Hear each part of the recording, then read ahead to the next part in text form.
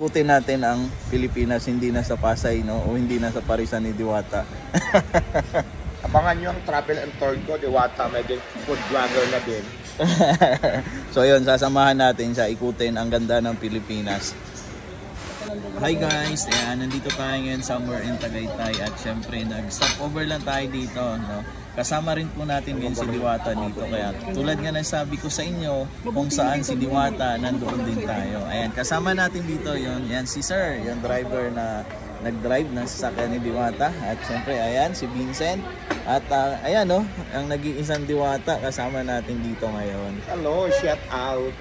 Ayan, so kung saan si Diwata, nandoon tayo. Pero mga kababayan, no, nagulat lang ako dito kasi yung nakaka-amaze yung overlooking view na makikita natin dito sa area na to. So papakita natin sa inyo. Ito sa kinainan namin, ito yung view na makikita natin. Ayan yung, I think yan yung Taal. No, kung hindi ako nagkakamali, yan siguro yon. Ayan yung lake makikita natin dito. Ang ganda, no? Ang ganda ng view. Parang napakalamig sa mata at napakalamig sa pakiramdam.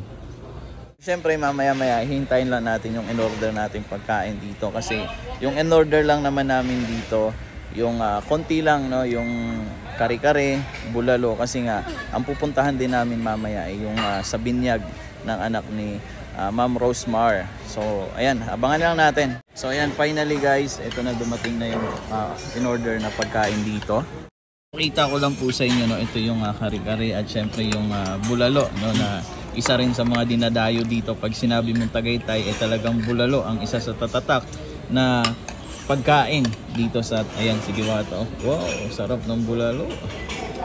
Mapapa, ano ka na lang. Ano to? Sinubo ko, hindi ang bulalo. Ay, ano, kari-kari pala. Kari-kari. Sarap. Ayan. Solid. Solid ba? Itong kinain namin, pang ano lang to, kumbaga laman tiyan lang kasi may pupuntahan kasi tayong kainan din. So para hindi naman tayo magutom kasi mamaya-maya pang gabi yon, kaya kumain muna tayo dito. Ang tawag ng warm up. Warm up lang, ano. Yan, unang subo, ito muna ang bulalo. Ayan, syempre hindi mawawala itong patis na may kalamansi.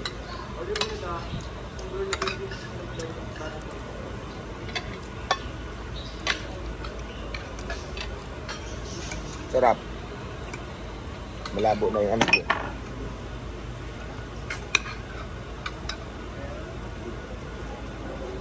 May ganun po.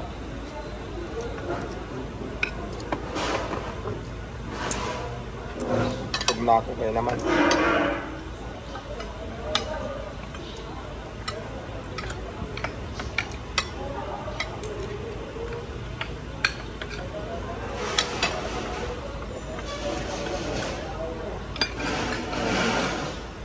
Sobrang lambot.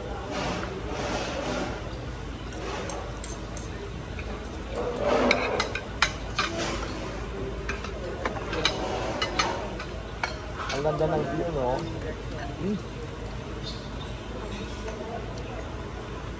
Ang ganda ng view. Tanggal stress mo. Dinadayo yan.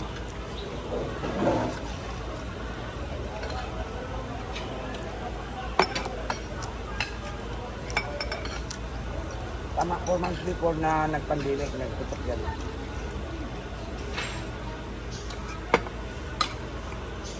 Abot yan ng ano. Pre, busin natin ito, pre, oh. Pabusin niyo yan, ha. Baka mamaya kasi hindi kayo makapasok doon mamaya, eh.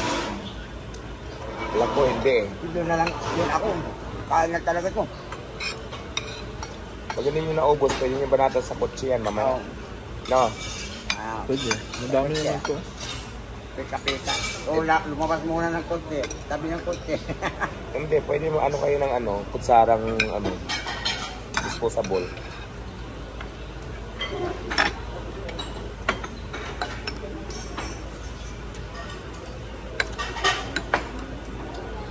Masarap.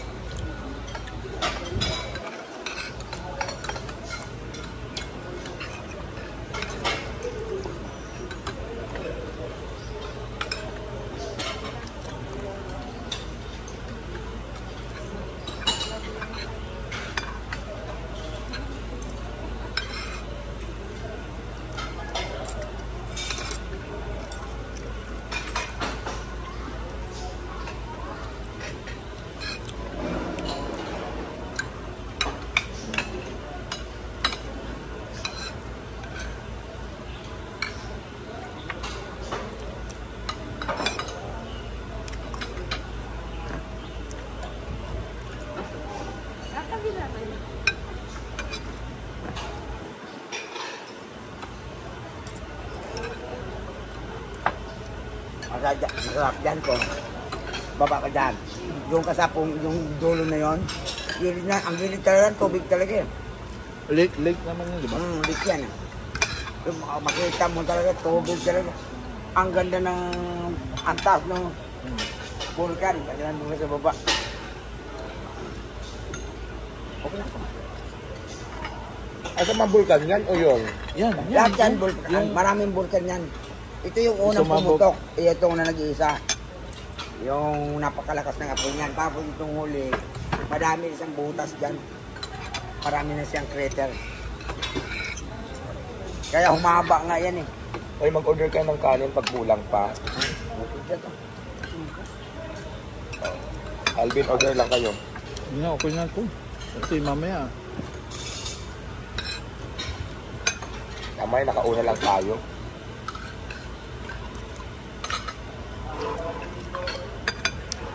Mamaya may Tayo chat pang mo na si one hour. ano. Si Rotmar kung saang pinaka venue. 4:30. Hindi, update lang ako. Marami dito na ako sa Tagaytay. Hintayin ko na kung anong ano. Venue. Pero mamaya na yun.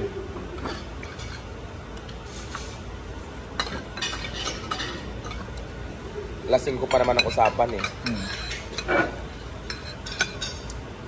1 hour pa. Sana hindi tayo magtagal, no? Hindi naman siguro. Basta pumunta ka lang doon. Pag tinawag ka, okay na yun. After mong paalam ka na kasi siyempre magbabantay.